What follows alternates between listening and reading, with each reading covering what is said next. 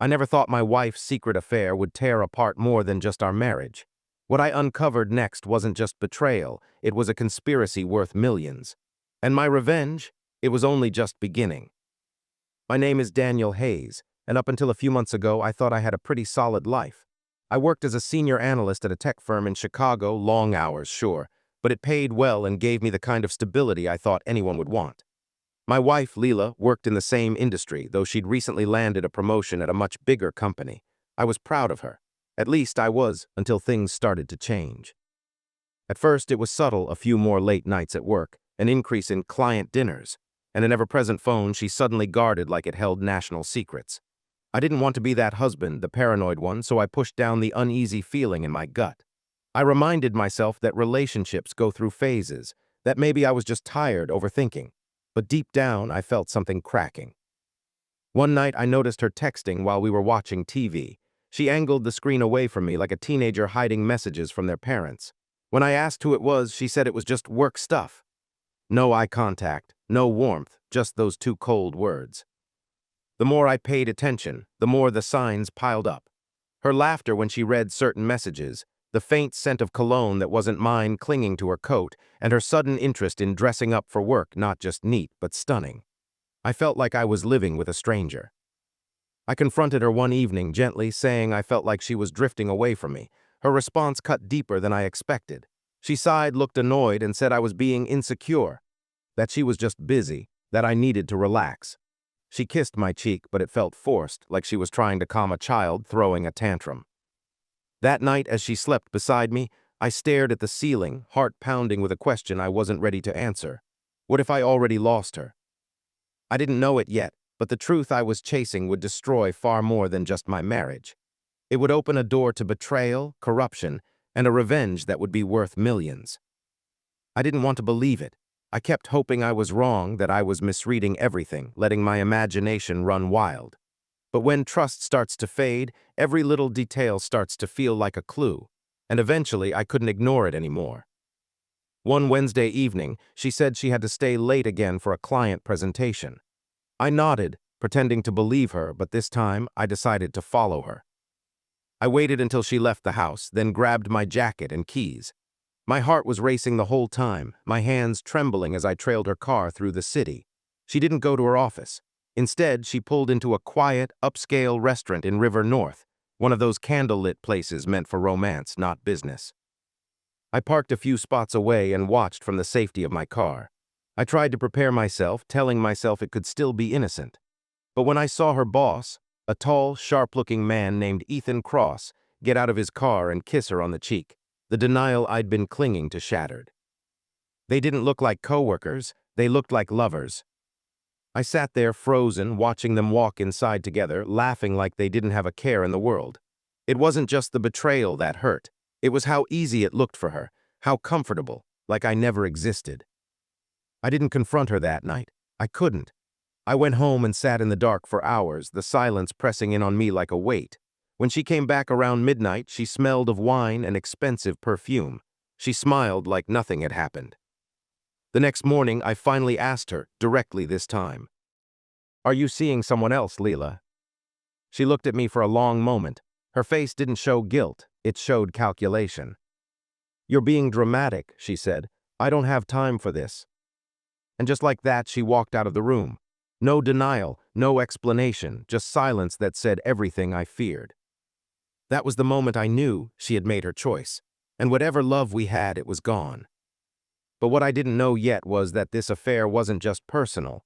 It was the tip of a much darker secret, one that would cost them everything. After that night, the silence between Leela and me became a wall too high to climb. We still lived under the same roof, but we were miles apart. She stopped pretending altogether. No more excuses, no more late-night lies. She came and went as she pleased, and I stopped asking questions, not because I didn't care, but because I already knew the answers. I poured myself into work, trying to find some sense of control in the chaos. But even there, things started to shift. Subtle at first. Meetings I should have been in were suddenly happening without me. Reports I submitted disappeared without explanation. My team, people I'd mentored for years, stopped looping me in on decisions. Then came the real blow. My manager called me into his office, eyes heavy with discomfort. "Dan, we're restructuring," he said. "There's pressure from above. Your position, it's being dissolved." I blinked at him, stunned. Dissolved after 8 years. He nodded, avoiding my eyes. "It's not personal, just business." But it felt personal. Every bone in my body told me this wasn't just bad luck or company politics. Something was off. Too precise. Too convenient. Leela's boss, Ethan Cross, sat on our company's advisory board. I'd met him at a few cross-firm events, even shook his hand once. He knew exactly who I was. The dots started to connect. Her affair wasn't just about lust, it was leverage. If Ethan wanted me out of the picture, professionally and personally, sleeping with my wife was the fastest way to destroy both worlds at once. I cleaned out my desk that same afternoon. No send-off, no farewell party, just a few fake smiles and some pitying looks. I walked out carrying a cardboard box and the weight of a life unraveling on my shoulders. At home, I told Leela I'd been let go. She barely reacted, just nodded and went back to scrolling through her phone. That was the moment I realized I hadn't just lost my wife. I'd lost my footing, my pride, my identity. I didn't have a plan, I didn't have hope. But I did have suspicion. And sometimes, suspicion is the first spark that leads to something much bigger than revenge. Losing my job should have been the lowest point. But life has a cruel way of showing you that when you think you've hit bottom, there's still a little further to fall. Days blurred into each other. I'd wake up late not because I was lazy, but because sleep was the only time I didn't feel everything crushing me at once. I'd sit at the kitchen table, staring at the walls while Leela dressed for work, flawless, confident, glowing. It was like watching someone I used to know playing a stranger on stage. And me? I was the discarded prop no longer needed in her scene. She stopped pretending to care altogether. Her coldness became routine. No questions, no conversation. The woman I once shared everything with now looked at me like a burden. Eventually, she moved into the guest room. No explanation, no fight, just another quiet way of saying you're not part of my life anymore. I tried applying for new jobs, but every interview ended with polite rejection. I couldn't help but wonder if Ethan had his fingerprints on that too, whispering my name into ears that mattered, steering opportunities away from me like a puppet master pulling strings. Savings started to thin out. I sold my watch, then my gaming console, even a couple of suits I no longer needed. I canceled everything that wasn't essential. I stopped seeing friends not because they abandoned me, but because I couldn't stand the pity in their eyes. One night I sat on the floor of what used to be my home office, surrounded by unopened bills and old paperwork. I felt like a ghost in my own life. Every photo, every book, every memory of who I used to be felt like a cruel joke. And then I found it, a flash drive. It was buried in the bottom of an old folder I hadn't touched in months. I didn't even remember putting it there. Out of habit, or maybe just desperation to distract myself from the weight in my chest, I plugged it into my laptop. Inside were archived financial reports, contract templates, and vendor logs from my old company. Files I'd backed up during a project and forgotten about. But something caught my eye, a document flagged as internal only, one I wasn't supposed to have. And in that moment, something stirred inside me, not anger, not revenge, just curiosity. The first flicker of light in a very dark tunnel. At first, I wasn't even sure what I was looking at. The document that caught my attention was a vendor ledger, something I'd seen 100 times back when I was still working. But there was a name I didn't recognize, tucked between two routine entries, Viron Consulting. It wasn't flagged as anything unusual, but something about it felt wrong. The payment amount was too high and there was no attached deliverable or service listed, just a wire transfer, clean, quiet. I could have ignored it, I almost did, but something kept pulling me back. I dug deeper. I started going through the rest of the archived files on the flash drive, old procurement records, expense reports, emails from automated systems.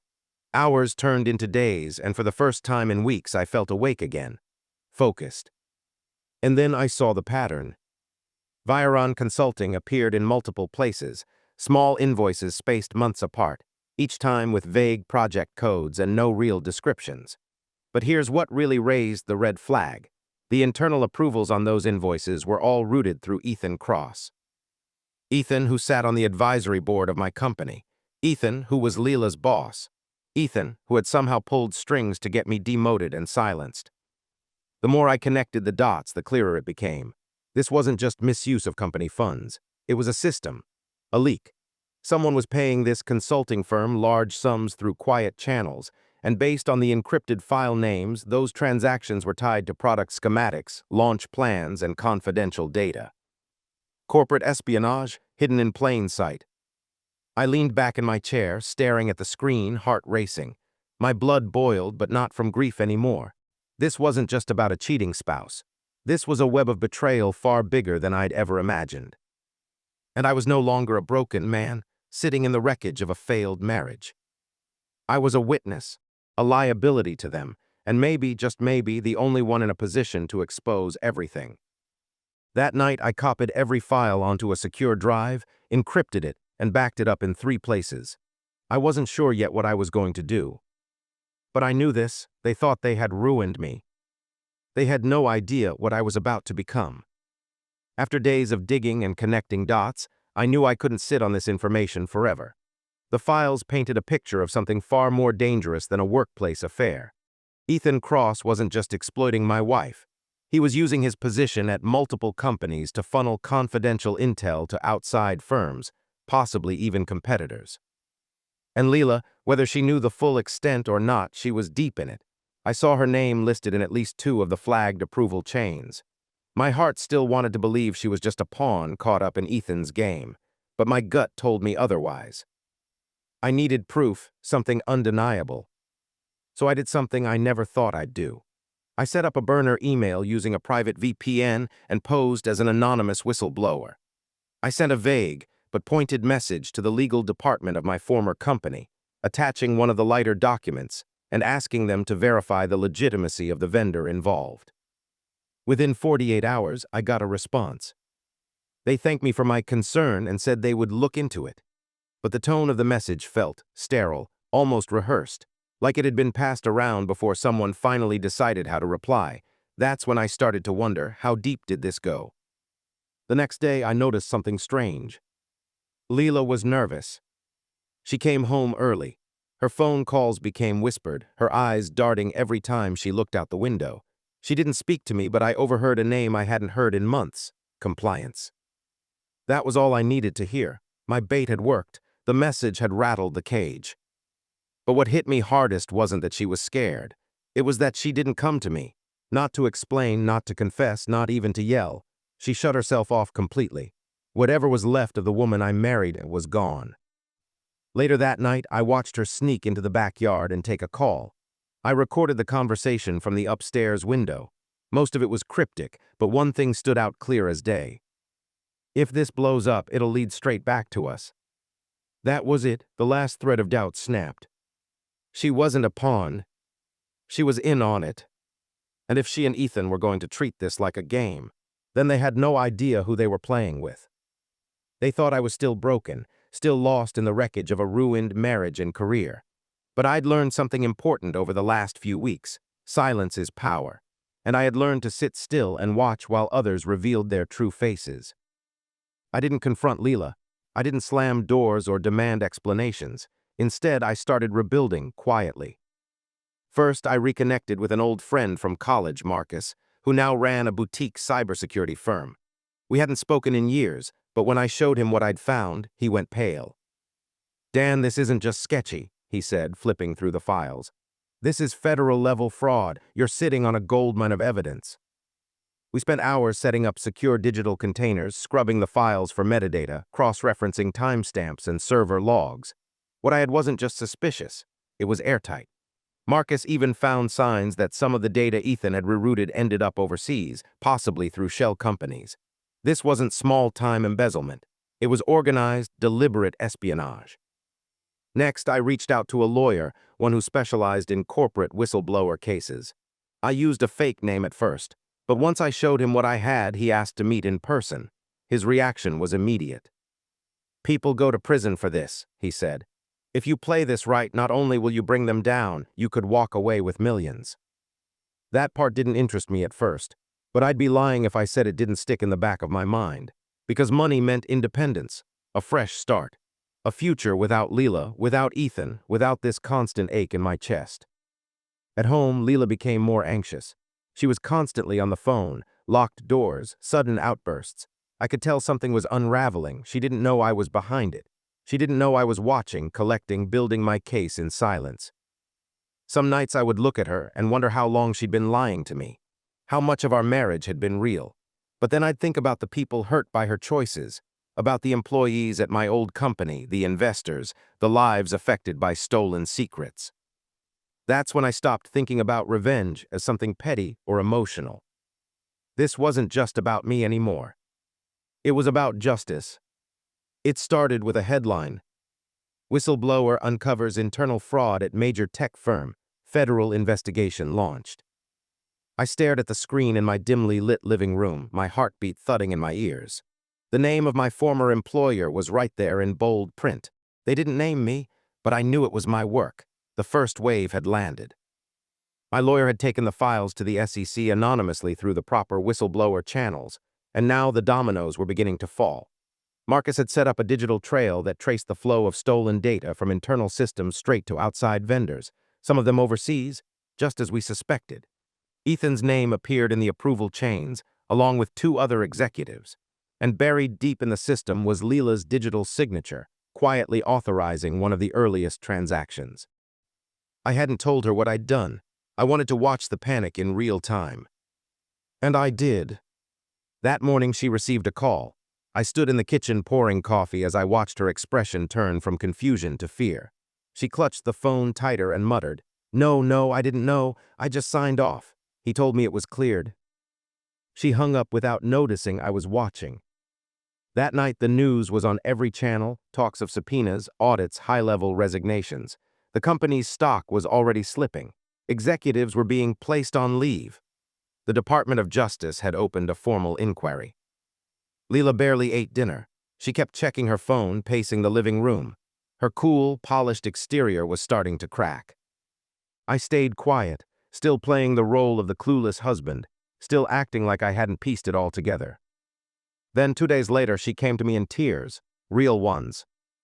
"Dan," she said, her voice shaking, "things at work are bad. Ethan's under investigation. I think I'm being dragged into something I didn't mean to be part of." It took everything in me not to explode. Didn't mean to be part of it. I wanted to shout, "You lied to me. You slept with him. You helped ruin people's lives." But I didn't. I just looked at her, calm, unreadable. "I'm sorry to hear that," I said, "really." Because I wasn't done yet. That was just the first domino. And I was going to make sure the rest fell hard. Ethan Cross was always the man who controlled the room. Confident, sharp, untouchable. The kind of man who could smile through a lie and leave you wondering if you'd imagined the truth. But this time, the game was different. Federal agents showed up at Ethan's office just after dawn. I heard through a contact in Marcus's firm that they had a warrant to seize computers, files, and phones.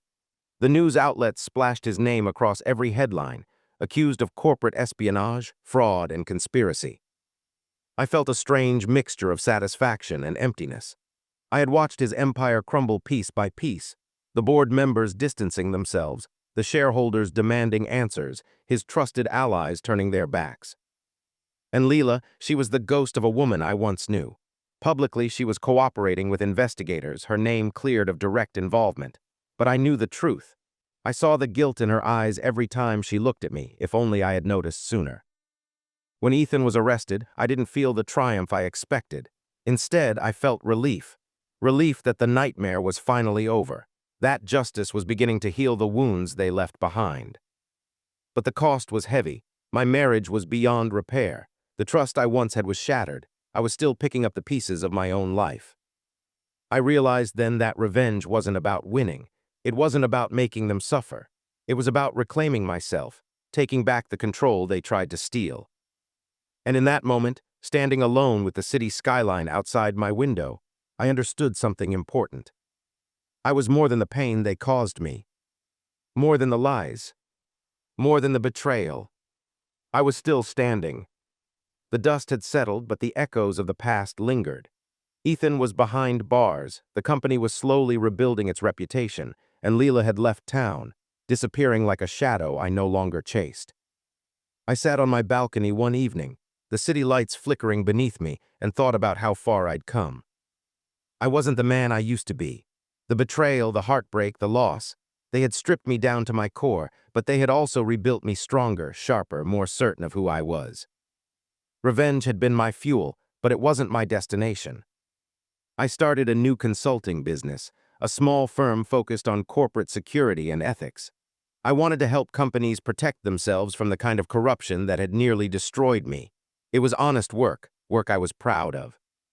Friends returned slowly, drawn by the calm confidence I now carried. I reconnected with family, shared my story without shame or anger, only truth. Most importantly, I forgave myself. I forgave myself for trusting Leela, for letting her betray me, for losing control. Because forgiveness wasn't about them. It was about me. About choosing to move forward instead of being chained to the past. I don't know what the future holds. Maybe love will find me again, or maybe it won't. But whatever happens, I know this. I am ready. Ready to face life on my own terms. Stronger, wiser, and free. A new beginning isn't just a fresh start. It's a victory over everything that tried to break you. And this time, the win is mine.